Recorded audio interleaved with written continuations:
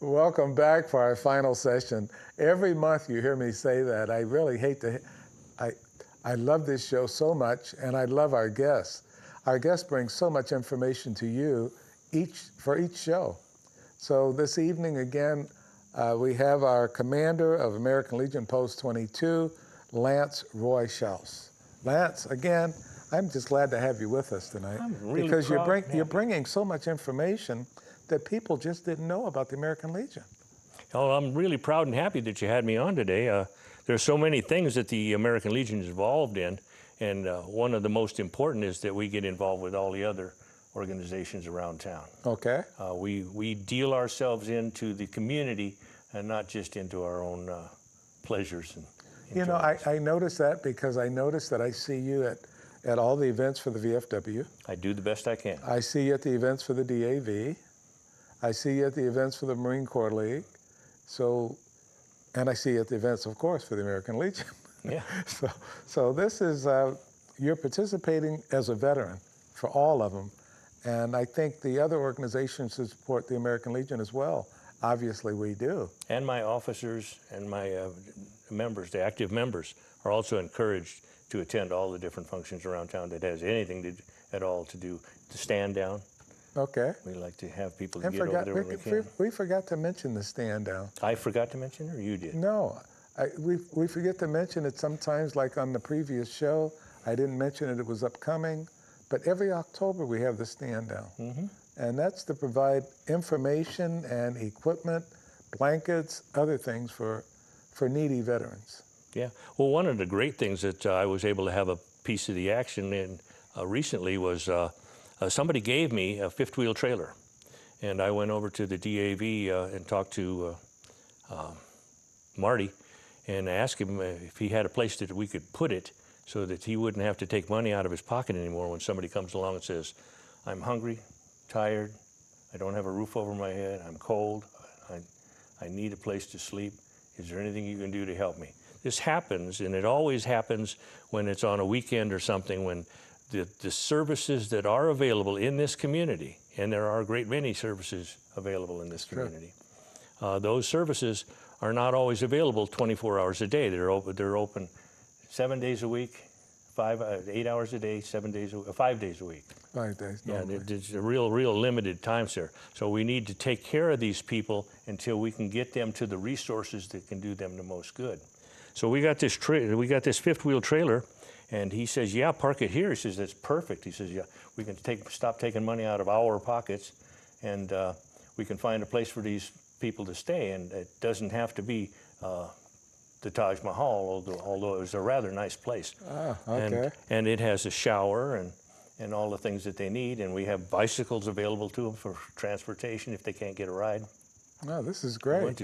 But we actually, the trailer was there 2 days, and somebody came in and needed a hand.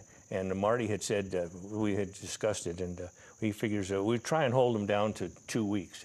Hopefully they don't last, they'll get established somewhere. Okay. And this guy was there for the full 2 weeks, and then he managed to get established, and he moved on to a job and a place to live in another state close by.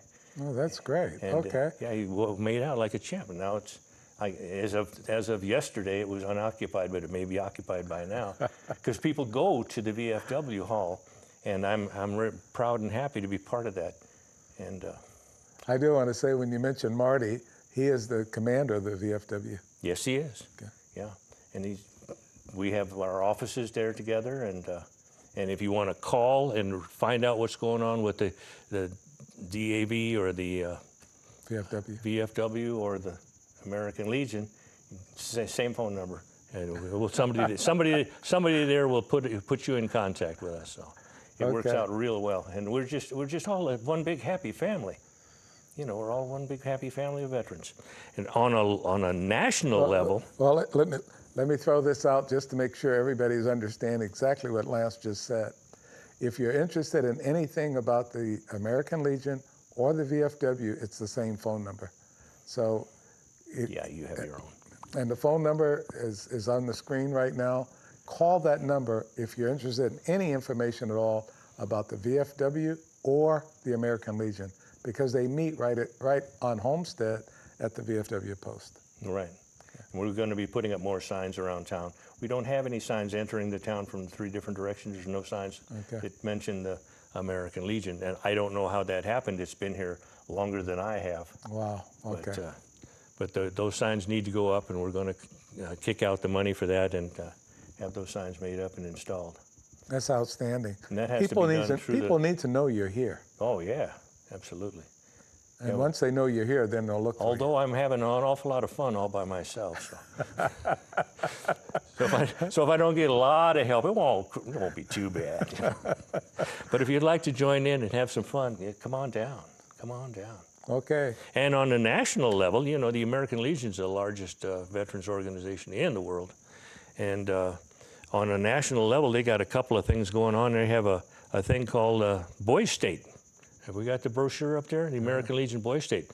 This is pretty interesting. It's a practical approach to the study of government, and it's a scholarship program.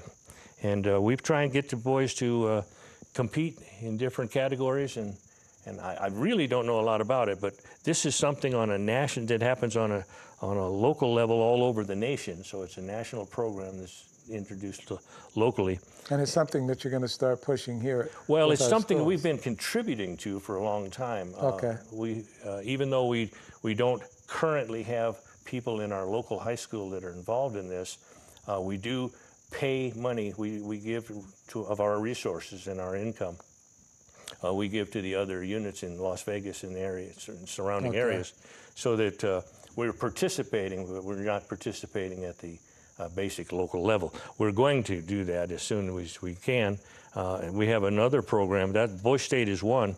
Another one is a high school oratorical scholarship program, constitutional speech contest. And the constitutional speech contest is something that, well, we're especially interested in. Absolutely. We want them to know about the Constitution. Absolutely, yeah. And so they end up, if I understand correctly, with Boys State, they get together and go run a mock government up in wherever. I think it's, we bus them up and put them up in hotels and put them in, that's for the Boys State. And it's pretty much the same thing with the oratorical contest. If you make it through the different graduations and go to larger and larger venues, your expenses are covered.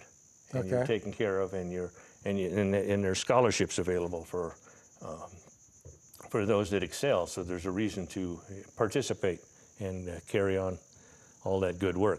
So that's some of what's going on a national level. And like I say, we get involved in that the best that we can. Interesting thing happened a couple of months ago, if I may, Tom. What's that? Go ahead. I had a couple of people from my district. Of course, this is Nevada. So the heart of Nevada is on the other side of the mountain in a place called Las Vegas. And so our state store and all of that stuff is in Las Vegas. Okay. Our district is in Las Vegas. Our department is in Las Vegas. Everything's in Las Vegas. So, but they come out here and they help and things of that nature. And we're just having so much fun. And they have promised to help as much as they can. We have brochures that tell why you would even consider becoming a member. A member, yeah, of the American Legion. And so we just got a lot of stuff going on. We're having a lot of fun. Okay, I'm smiling only because when I look at the American Legion, and you said anybody who became a veteran after December after 7th, Pearl Harbor. After December 7th, 1941, they can become a member of the American Legion. It was after 8 o'clock in the morning, too. After 0800. Okay. 0800. They've got the time and everything down. Now, anybody that was a veteran about that time was either World War I or early World War II. That's where we started. And we don't have a lot of World War II veterans around that are not a member of the American Legion. This is the 100th year for the American Legion, the 100th year. Okay. We started right after World War I. Right. And we've gone right straight through, and we had to recharter for World War II, and we had to recharter for Korean conflict, and we keep rechartering, and we just taking everybody in. I think it's great, and I think, again, as you stated earlier, every veteran here in Nye County is eligible to join the American Legion. I'm thinking about some of our World War II veterans, but all the ones that I know are already members. So they've already done their part. Now it's up to you as a veteran to do your part in supporting and joining the American Legion. And they meet the third Thursday every month, 6 o'clock at the VFW Post. So I'm told. Guaranteed, it's on my calendar. It's on my calendar. Of course, I have conflicting things on the third Thursday, which is why I know it's the third Thursday, and at the same time. So I have to make a decision as to... So I need a conflict so that I remember my own meeting date?